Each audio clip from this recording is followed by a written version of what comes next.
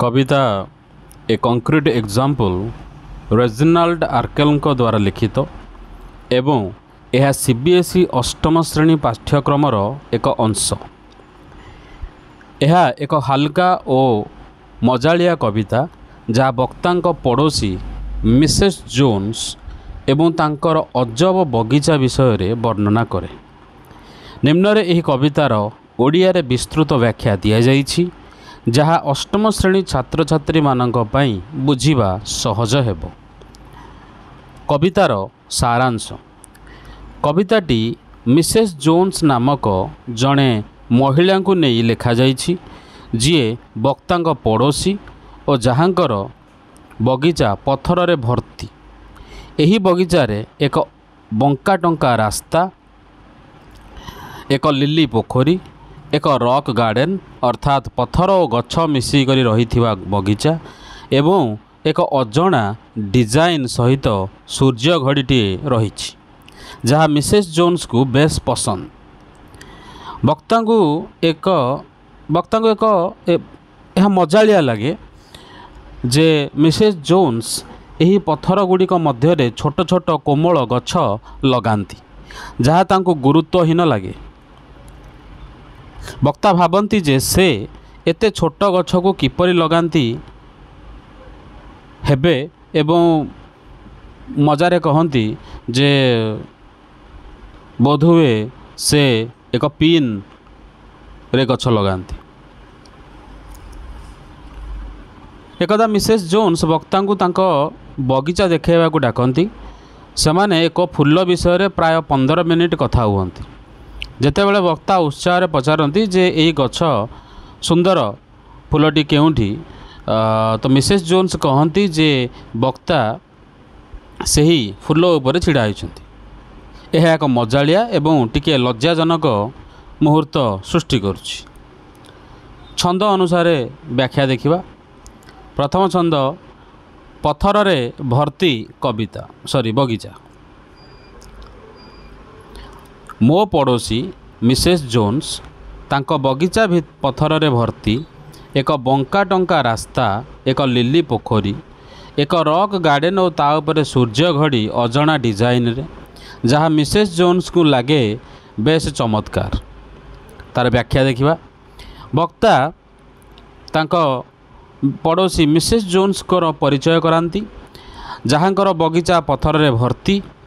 यही बगीचा रे एक बंका टंका रास्ता रही, एक लिली पोखरी, एक रॉक गार्डन एवं एक अजणा डिजाइन सहित सूर्य घड़ी रही। अजणा डिजाइन सूचाई दिए जे सूर्य घड़ी रे किछि अलगा बा अजणा विशेषता रही जहाँ मिसेस जोन्स पसंद करती। वक्ता स्वर हल्का एवं टिके मजालिया कारण तांकु एही पोखरी रे बा पथर रे भर्ती बगीचा अजणा लगे। द्वितीय छंद देखिबा। छोट गछ। मो पड़ोसी मिसेस जोन्स पथर मझिरे लगाती छोट गछ। सेगुड़िक एते कोमल और छोट सेगुड़िकर कौनसी मूल्य नहीं। मु भाबुची से किपरि लगाती, बोध हुए पिन रे लगाती। व्याख्या देख। वक्ता वर्णना करती जे मिसेस जोन्स पथर गुड़िक मध्य छोट छोट कोमल गछ लगाती। वक्ता को यही गछ गुड़िक एते छोट गुरुत्वहीन लगे जे से कहती जे एगुड़िकर कौनसी मूल्य ही नहीं। से आश्चर्य होती जे मिसेस जोन्स एते छोट गछ को किपरि लगाती एवं मजारे कहती जे बोध हुए से पिन व्यवहार करती। यही मजालिया अतिरंजित कविता को रोचक करे। तृतीय छंद बगीचा देखिबा। मो पड़ोसी मिसेस जोन्स एकदा मते डाकिले तांको पथर देखाइबाकू। आमे एक फूल विषय कथा हेलु प्राय 15 मिनिट पर्यंत। यही सुंदर फूलटी केउटी मु पचारिली। आपण ता उपरे छिड़ा होइछंती से उत्तर देले। व्याख्या यार देख। मिसेस जोन्स वक्ता को तांको बगीचा देखाइबाकू डाकती। सेमाने एक निर्दिष्ट फूल विषय प्राय 15 मिनिट अर्थात घंटार 1/4 कथा हुअंती। जेतेबेले ବକ୍ତା ଉତ୍ସାହରେ ପଚାରନ୍ତି ଯେ ଏହି ସୁନ୍ଦର ଫୁଲଟି କେଉଁଠି ଅଛି? ତ ମିସେସ୍ ଜୋନ୍ସ କହନ୍ତି ଯେ ବକ୍ତା ସେଇ ଫୁଲ ଉପରେ ହିଁ ଛିଡ଼ା ହୋଇଛନ୍ତି। ଏହା ଏକ ମଜାଳିଆ ଓ ଟିକେ ଲଜ୍ଜାଜନକ ମୁହୂର୍ତ୍ତ ଦେଖାଉଛି, ଯାହା ବକ୍ତାଙ୍କ ଅଜାଣତା ଓ ମିସେସ୍ ଜୋନ୍ସଙ୍କର ଶାନ୍ତ ଉତ୍ତରକୁ ଦର୍ଶାଇଥାଏ। ଏହାର ଥିମ୍ ବିଷୟରେ ବୁଝିବା। ମୁଖ୍ୟ ବିଷୟ କ'ଣ? ଦୃଷ୍ଟିକୋଣ ଓ ସମ୍ମାନ। କବିତାଟି ମିସେସ୍ ଜୋନ୍ସ ଓ ବକ୍ତାଙ୍କ ମଧ୍ୟରେ ଦୃଷ୍ଟିକୋଣର ଭିନ୍ନତା ଦର୍ଶାଇଥାଏ। ବକ୍ତାଙ୍କୁ ଛୋଟ ଗଛ ଓ ପଥରରେ ଭର୍ତ୍ତି ବଗିଚା ଗୁରୁତ୍ୱହୀନ ଲାଗେ, କିନ୍ତୁ ମିସେସ୍ ଜୋନ୍ସ ଏହାକୁ ବହୁତ ପସନ୍ଦ କରନ୍ତି। ଏହା ଦର୍ଶାଇଥାଏ ଯେ ମଣିଷ ବିଭିନ୍ନ ଜିନିଷର ସମ୍ମାନ କରିପାରେ। ହାସ୍ୟ ଓ ବିଡ଼ମ୍ବନା।